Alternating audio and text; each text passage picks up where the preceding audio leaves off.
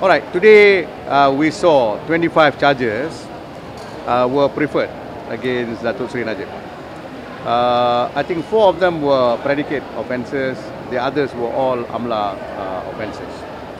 I'm quite surprised, at the same time delighted that this is the sort of charges they brought, because I thought these are desperate charges, because it doesn't show anything deeper than that, and it also clearly shows that the authorities are desperate simply to bring charges in relation to one MDB so that they can oblige their obligation through their election manifesto that they have in fact brought charges of one MDB. Now you notice these charges are not well thought. When they brought these charges, I think the thinking process was not full. You notice very clearly about 651 million US were the subject matter of transmission into his account. The same charges, I don't think they realize this, the same charges also show that he transferred back into the same account 620 million US, which means all this claim that he took 2.6 billion is not true, because he returned most of it back to the same account that he received from. Now you will notice this return of money was so soon after the 2013 election. You know, remember 2013 election, there was election on 5th of May 2013. Beginning from June, July, August, he was already returning the money back into the account, because he has finished with the expenses in relation to the election funding. And this money was brought in because he thought it was all the donation from the Saudi. And because he has finished with the election, he returned the money. So if you ask yourself, is this the work of a man who steals money and then return about 90% back to the account where he received it from? So he cannot be. And this is the time when he returned. At the time when he returned, there was no controversy of one MDB. There was no investigation. Nobody complained about one MDB or the SRC. Nobody complained. So he returned it voluntarily because he doesn't have the use for the money at that time, because the election was over. So his claim that these are money given to him from the Saudi for purposes of the election has got support, unlike what the government claimed. Alright? These are all the 25 charges that we're talking about. This is very, very important. Now, you will notice there is another desperation on the part of the authorities. What is that desperation? I think they are beginning to understand and know that Datuk Seri Najib, when he makes explanation, nowadays he's explaining a lot, almost on a daily basis. And I'm told that his Facebook has got more visitation than any other Facebook among politicians, including Dr. Mahathir, including Anwar Ibrahim. I think he's becoming effective in explanation, and the authorities are worried that his explanation is beginning to take bites. And therefore, you notice the desperate application that the prosecution made to stop him from speaking to the press. Now, you remember, when we appeared in the first case, we were the one who said, no more press statement, no more guessing work about whether he's guilty or whether he's innocent, what is his defense, and make nasty comments and all that. Because the government do that and everybody did that. We said, do a gag order, nobody speaks, let the trial be an honest trial and a fair trial. Who objected? I applied. Datuk Seri Najib applied. The person who objected was the Attorney General. The Attorney General says, hey, this is freedom of speech country. Everybody can speak about anything. But today they say Datuk Seri Najib must be stopped from speaking. So what is their policy? What is their principle? This is coming from the direction of the Attorney General himself, who make inconsistent sense. So you can see this is clearly a step of a desperate person, a desperate authority. By all means, they want to get Datuk Seri Najib at all costs. All right? Okay, that's my short statement. Any other question you want, you let me know. Can you comment about the book Billion Dollar Will? Do you think that there will be a trial by media because of the book? Okay, I read the book.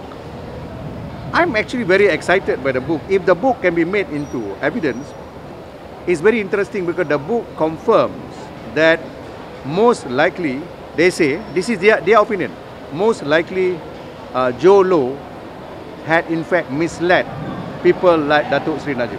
The book says so.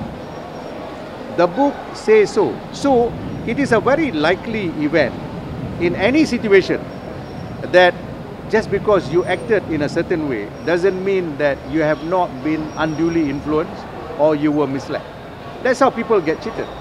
Yeah, in any case, people get cheated because somebody have misled you into doing a certain step that you take.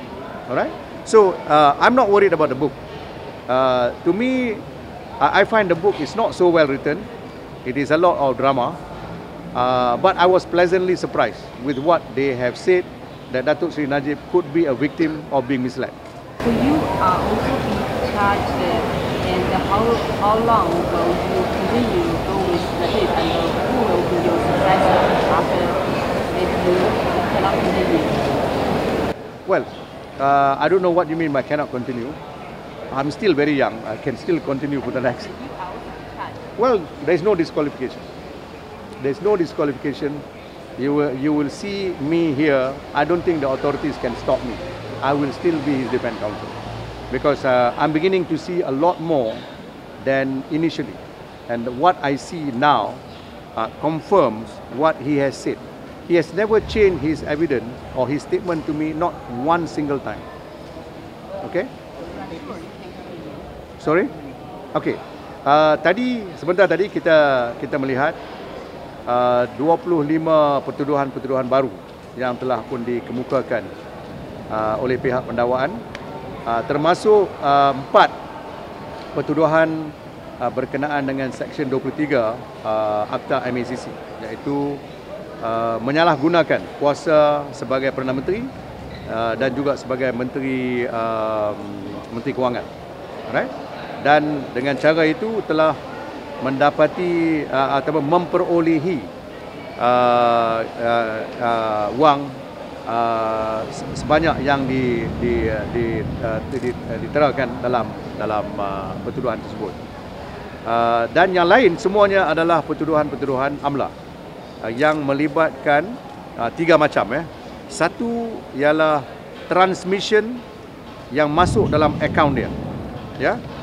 Kedua adalah penggunaan dana yang dah masuk.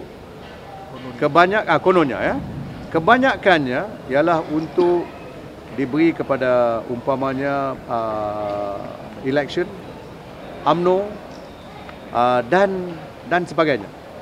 Bukan untuk diri dia sendiri, digunakan untuk itu. Dia tak banyak duit tu. Jadi saya agak kalau tak lebih-lebih pun lebih kurang dalam 30 million saya rasa. Lebih-lebih pun. Ringgit 30 million ringgit. Tetapi yang mustahak kita tekankan sini ialah dalam pertuduhan itu juga ada tertera bahawa 90% dana yang masuk dia pulangkan balik kepada akaun daripada mana dia terima. Dia tak tahu siapa tuan punya akaun tersebut, kecuali sangkaan beliau ialah ini daripada Saudi Arabia yang memberikan beliau sebagai donation untuk beliau punya political activity, memandangkan pilihan raya bagi tahun 2013 berlaku pada 5 hari bulan Mei. Ya. So selepas saja pilihan raya, bermula daripada Jun, Julai, Ogos, dia dah mula bayar balik, return the money. Now you see dia punya pertuduhan tu pecah sampai 2021. Bukan sebab perkara beliau bertindak 20-21 kali atau 25 kali, tidak. Tetapi adalah sebab keperluan bank negara supaya transfer ataupun remission duit yang begitu banyak tidak boleh dibuat dengan sekaligus. Sebab kalau you buat sekaligus, dia ada dia punya efek terhadap the state of finance dalam sesebuah negara. Jadi bank negara sendiri yang meminta transmission dan juga keluaran balik dibuat dalam beberapa pecahan, dan itulah sebabnya pertuduhan itu juga mengikut pecahan. Okey, ini juga menunjukkan bank negara tahu yang receiving and the transmission and the spending from this account, bank negara knew. So the story about bank negara not knowing is, I think, it is less believable.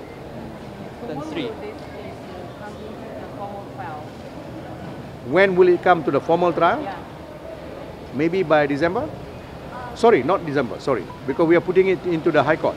So it may come by April, May, this case. Tan Sri, apa maksud Tan Sri, Datuk Sri tak aware ataupun tak tahu siapa yang hantar wang tu, sedangkan wang tu dihantar dalam jumlah yang banyak? Okey, macam ini. You masih lagi ingat, beliau sendiri bukan saja berharap, beliau in fact expected wang sebanyak 1 bilion US. Lebih kurang, tapi 1 bilion US telah pun dijanjikan oleh keluarga diraja Saudi. Ini dalam satu mesyuarat yang mengeluarkan 4 bentuk surat yang you pernah lihat, yang mana Datuk Seri Najib sendiri telah pun keluarkan. Nah, selepas mesyuarat itu, beliau mula menerima banyak dana. Dan the first 7 dana sebenarnya datang daripada Ministry of Finance Saudi Arabia based in Riyadh and Prince Turki. 2011 dana tersebut dah mula sampai 7 kali, and it is not small amount. I think it's about 500 million odd duit Malaysia, 500 million odd. Dia janji 1 bilion US. Now, lepas dana-dana ini masuk, dia menggunakan saluran berbagai-bagai saluran, akaun berbagai-bagai akaun. Bila you dengan saya terima wang daripada dana sedemikian, you tak akan tahu siapa sebenarnya yang hantar. Sebab pertama, orang Saudi, orang Arab ni, bila dia bagi sedekah macam itu, dia tak mahu orang tahu yang dia bagi sedekah atau dia yang donate. Memang dia tak mahu orang tahu. Jadi dia mungkin hantar mengikut saluran yang tertentu, dan you tidak akan tahu siapa yang hantar. Jadi selepas 7 kali ni, katakanlah betul yang tenor hantar, nampaknya itu tuduhan, kita tak akan tahu siapa tenor. Datuk Seri semasa penerimaan, dia tak akan tahu siapa tenor. Adakah tenor itu Jolo ataupun tenor itu adalah Saudi yang menggunakan syarikat dan akaun tersebut, dia tidak akan tahu. Itulah sebabnya dia katakan, oleh sebab dia expect 1 bilion US, duit yang banyak. Dan duit yang banyak juga masuk dalam akaun beliau untuk beliau gunakan untuk election. Jadi tanpa pengetahuan, kita tidak ada langsung charges yang kita boleh buktikan bahawa ia adalah seorang yang telah melakukan jenayah. Itu yang saya maksudkan. Ya. Dan surat juga mengatakan yang kita terima ataupun Datuk Seri terima, bahawa tenor juga adalah satu syarikat yang ada kaitan dengan Saudi. Jadi macam mana dia nak tahu? Kalau orang sendiri memperdayakan dia, katakanlah benda seperti itu berlaku, it can happen to any one of us. That is important. Okay, dalam porak-poranda dalam keadaan yang begini, kita harus mengambil kenal pasti siapa yang sebenarnya melakukan apa. Kita tak boleh everybody dalam satu bakul katakan ni semua penjahat-penjahat, termasuk Datuk Seri Najib. Maksudnya sampai sekarang Datuk Seri tidak tahu siapakah yang menghantar sejumlah wang itu? Except baru ni semasa beliau diambil statement, beliau tahu yang daripada tenor. Sebab MACC mula tunjuk kepada dia tenor hantar. Tetapi MACC sendiri tidak dapat buktikan siapa belakang tenor. Mesti dia yang tenor Woodstar semua. Tak. Tenor adalah satu syarikat, Woodstar syarikat lain, dan lagi satu Blackstone syarikat lain. Tan Sri, what are the significance of actually highlighting the fact that over 90% of the sum has been returned back to the original accounts? Is it essentially technically nullify the fact of money laundering activities? Okay, good question. the importance that I want to stress.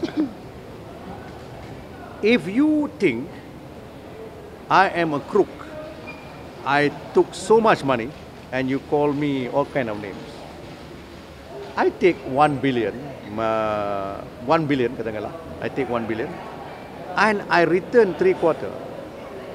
Does that strike you as someone who is a crook, or someone who genuinely returned the money? Because he believed the money was given to him as a donation for him to do his political activities. Yang balance, after the election, he returns it back to the same account. Okay, that's one significant. Second, all these cerita berkenaan dengan dia ambil 2.6 billion, therefore it's not true. Because 2.odd billion, he has returned it back into the same account. So, the third one that you're saying is absolutely right. Can you be accused of money laundering?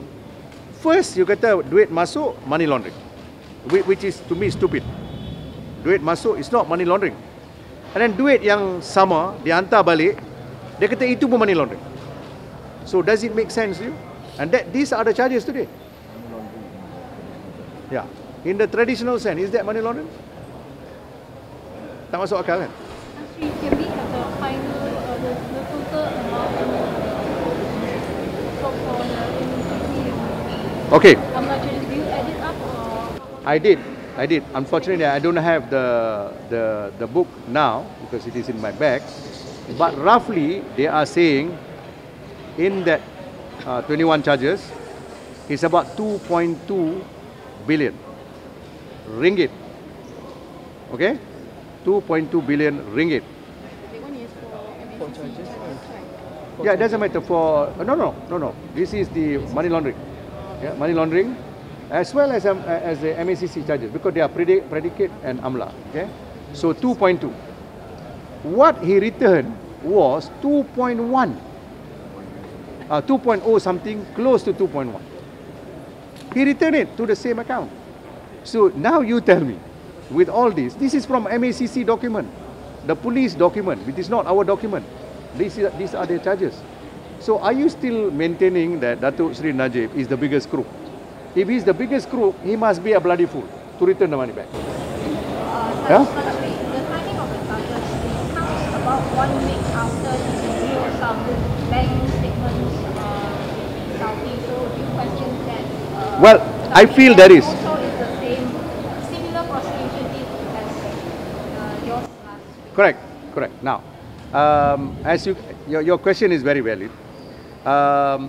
It looks like the Attorney General does not believe in free speech, because the more Datuk Sri Najib speaks, then he find himself, his counsel got charged. Okay, because we explained, I also spoke about the 9.5, because we kept quiet simply because investigation was going on. At that time, he was in the government, he was a Prime Minister, and I was advising a lot of members of government. I advised UMNO and so on. So I too was somewhat subjected to keeping quiet, because investigation is going on, because we are people who are who matters in the administration of the country. So we didn't make noise, we didn't explain, because it is sub judice. Datuk Sri Najib didn't speak. But when he lost the election, they attacked him. They call him all kind of names. So don't you think under that condition he should speak? His counsel, me, who received the 9.5, should also speak. But because we speak, they are not comfortable. And because they are not comfortable, I was next to be charged. And now you see the result of Datuk Sri Najib being charged. So it is a bully technique. But we will never get bullied. Are you Okay? confident when in this case, lose or win? So your prediction? Oh, I'm very confident we'll win this case. I don't think they can prove anything. They can only prove money in and money out. But what is the purpose? Where is the intention? Is the man having guilty intention? They cannot prove. So AMLA is being used very liberally. Today, if they want to go against you, if you go and buy milk for your child, They say that's amla because it's one transaction. You go to the supermarket and purchase milk, that's one transaction. That's amla. So amla is now being abused like the ISA. ISA was being used against everybody. Amla is now being used against anybody. If they want to kill you, they can kill you with amla. Okay? Okay. The prosecution team doesn't understand what account for money laundering. Can we say that? I can say for sure, especially in my case and Datuk Seri Najib's case, the prosecution does not know the law of money laundering. I can tell you that, and you can record it, and you can tell it that to the Attorney General, because they don't seem to know what is money laundering. That's really what about Datuk Seri Najib making use of his civil servant position to make decisions for one entity which he has direct interest in? Sorry?